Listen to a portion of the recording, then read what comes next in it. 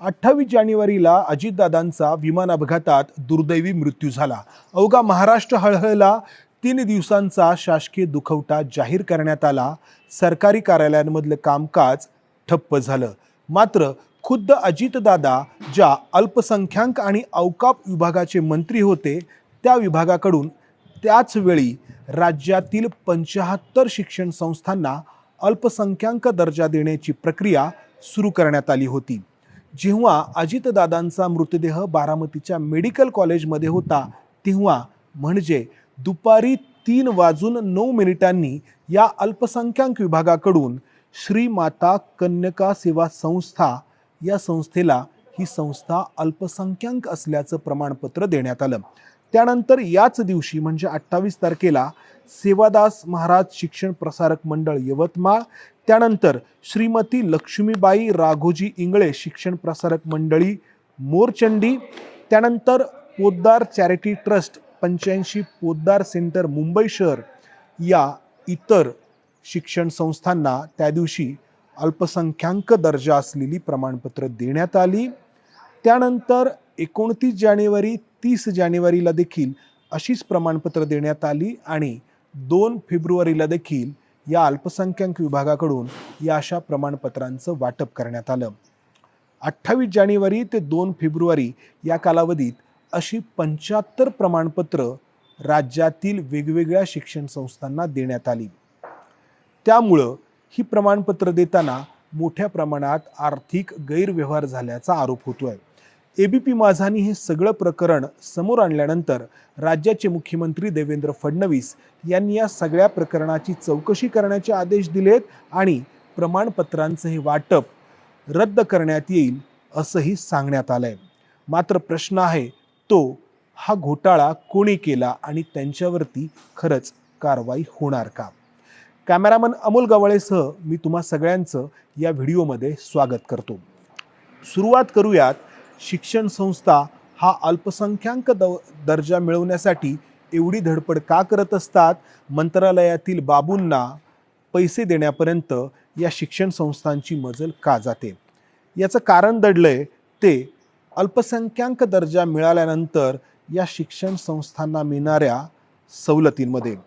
एकदा का एखाद्या शिक्षण संस्थेला अल्पसंख्याक असल्याचा दर्जा प्राप्त झाला की ती संस्था अनेक नियम आणि अटींपासून मुक्त होते. सर्वात महत्त्वाची अट जी शिथिल होते ती म्हणजे या अशा शिक्षण संस्थेला RT म्हणजे शिक्षण हक्क कायदा राबवण्याची गरज राहत नाही. म्हणजे ही शिक्षण संस्था त्यांना हव्या त्या विद्यार्थ्यांना हव्या त्या पद्धतीने प्रवेश देऊ शकते.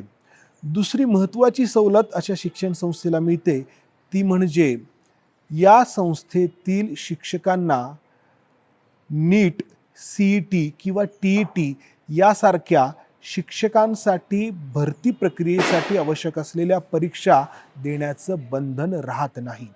तिसरी महत्त्वाची बाब म्हणजे अल्पसंख्याक म्हणून या अशा शिक्षण संस्थांना मोठ्या प्रमाणात अनुदान देखील प्राप्त करता येतात.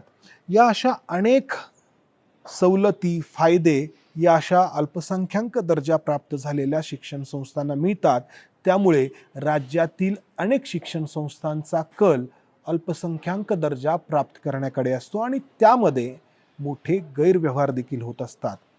निकष पाळले जात नाहीत. हे जेव्हा समोर आलं तेव्हा मागील वर्षी ऑक्टोबर महिन्यात राज्यातील शिक्षण संस्थांना अल्पसंख्याक दर्जा देण्यावरती स्थगिती देण्यात आली.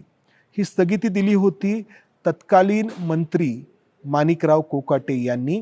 माणिकराव कोकाटे यांच्या सहीचं हे पत्र 12 ऑक्टोबर 2025 यामध्ये त्यांनी म्हटलेलं आहे की 1 ऑगस्ट 2025 पासून राज्यातील ज्या संस्थांना अल्पसंख्याक दर्जा देण्यात आलेला आहे अशा संस्थांचा दर्जा हा स्थगित करत आहोत जोपर्यंत या संस्थांकडून पुढच्या निकषांची पूर्तता होत नाही तोपर्यंत.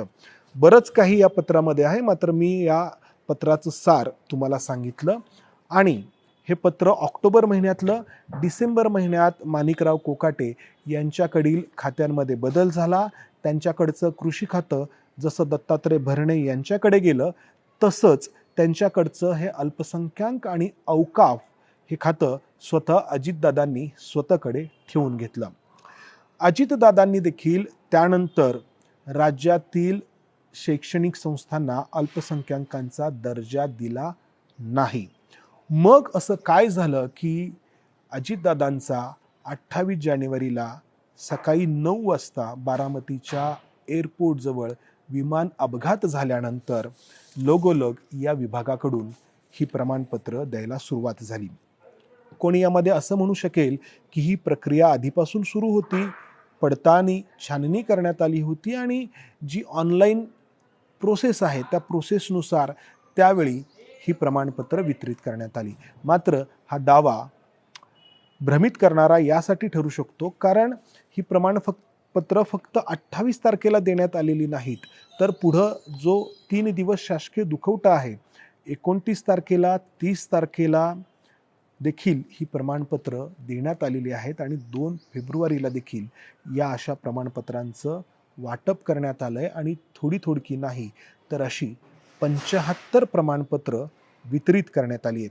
या 75 प्रमाणपत्रांपैकी 25 प्रमाणपत्र ही पोद्दार एज्युकेशन अँड स्पोर्ट किंवा पोद्दार इंटरनॅशनल स्कूल किंवा पोद्दार चॅरिटी ट्रस्ट या पोद्दार या संस्थेशी संबंधित शाखांना देण्यात आलेली आहेत.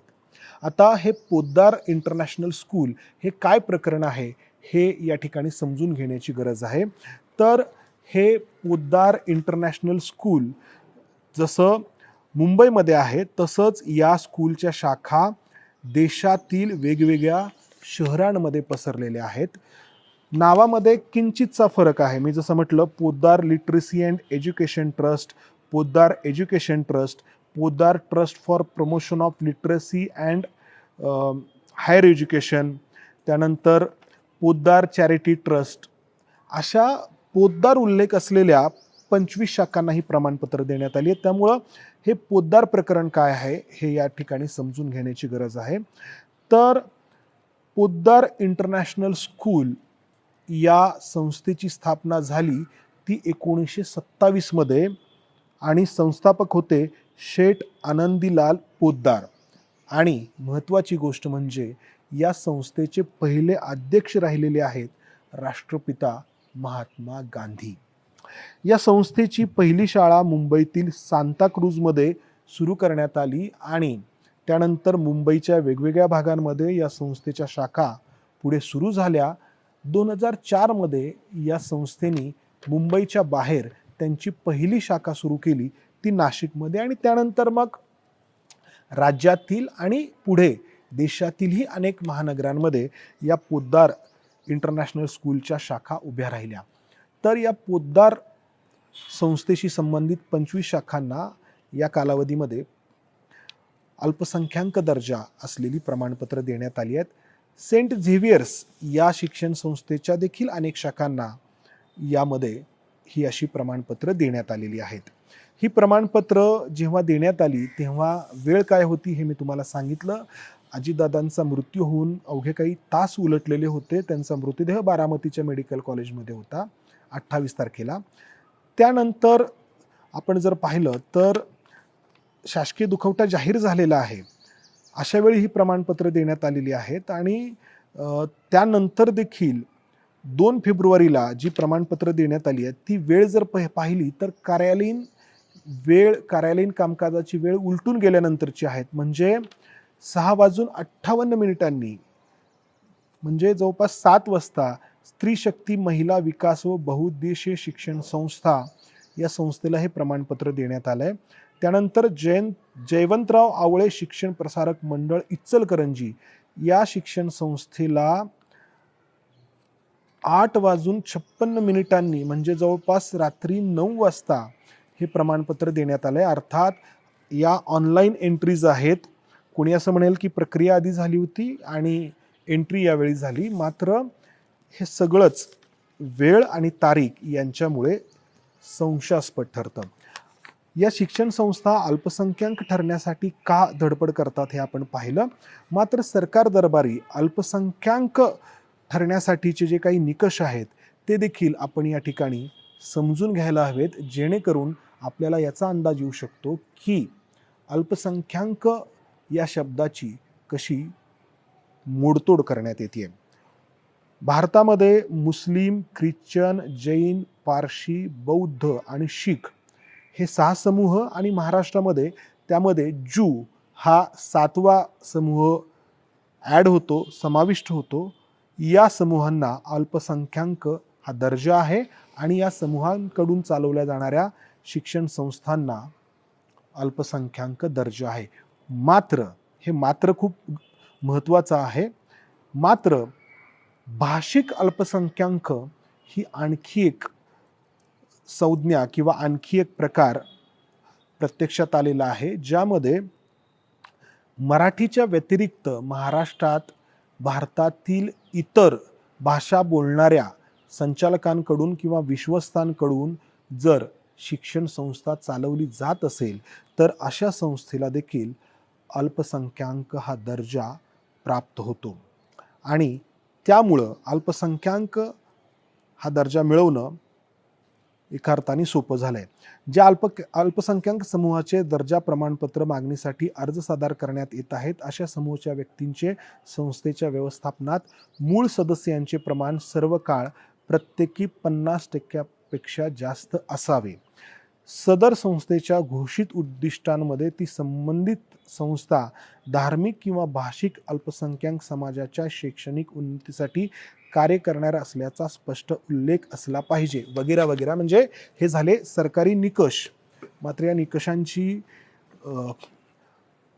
कशी पायमल्ली होते हे आपण पाहतो, कारण एकदा का अल्पसंख्याक दर्जा मिळाला की या शिक्षण संस्था त्यांना मन मानेल त्या पद्धतीने वागतात, प्रवेश देतात आणि संस्था चालवतात. तर या अशा शिक्षण संस्थांना या कालावधीमध्ये अजित पवारांच्या निधनानंतर अवघ्या काही तासांमध्ये अल्पसंख्याक दर्जा देण्याची प्रक्रिया सुरू करण्यात आली होती. आणि या प्रत्येक प्रमाणपत्रावरती या विभागाचे जे उपसचिव आहेत मिलिंद शेणॉय यांची डिजिटल साईन आहे, डिजिटल स्वाक्षरी आहे.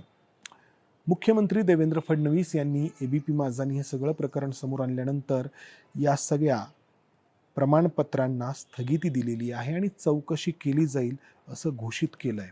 मात्र या चौकशीमध्ये खरंच काय समोर येतं, ज्यांनी ही प्रमाणपत्र दिलेली आहेत त्या अधिकाऱ्यांमध्ये आणि या शिक्षण संस्थांमध्ये प्रत्येक प्रमाणपत्रासाठी काही लाख रुपयांचा व्यवहार झाल्याचं बोललं जात आहे, तसा आरोप होतोय. आणि ही एकत्रित रक्कम 8 ते 9 कोटी रुपये इतकी आहे असंही सांगण्यात येत आहे.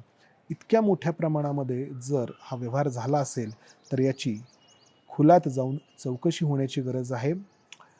या अधिकाऱ्यांनी आणि ज्यांनी ही प्रमाणपत्र मिळवली त्या शिक्षण संस्थांनी नियम आणि अटी यांचं तर उल्लंघन केलेलं आहेच, मात्र किमान संवेदनशीलता, आपल्या खात्याच्या मंत्र्याचा अपघातात मृत्यू झाला आहे त्यावेळी आपण ही प्रमाणपत्र कशी द्यावीत याचा साधा विचार देखील यांच्या मनाला शिवलेला नाही. शिक्षणाचं बाजारीकरण कोणत्या थरापर्यंत जाऊन पोहोचलंय हे यातून स्पष्ट होत आहे. या व्हिडिओमध्ये मी इथेच थांबतो. धन्यवाद. ABP माझा, उघडा डोळे बघा नीट.